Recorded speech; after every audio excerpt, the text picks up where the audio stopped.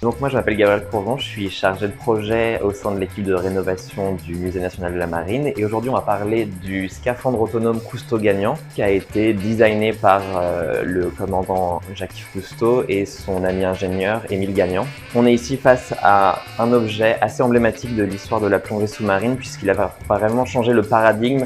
notamment de l'autonomie, puisque avant c'était le gros problème de la plongée sous-marine où on avait toujours un lien avec la terre, souvent un tuyau, des tenues de scaphandre lourdes, pas faciles à mettre. C'est vraiment la liberté qui va être conquise, la liberté sous la mer qui va être conquise avec cette tenue. Le scaphandre autonome de Cousteau, en général, quand on en parle, on présente cette tenue en caoutchouc parce que c'est ce qui est le plus impressionnant. Mais finalement, en termes d'innovation et d'importance technique et scientifique, c'est les bouteilles d'air comprimé et surtout le détendeur qui a été inventé par Cousteau et Gagnan dans les années 60 pour avoir un apport d'air constant et cette fameuse autonomie que l'humain cherche depuis, on va dire, 19e siècle, mais même avant cela.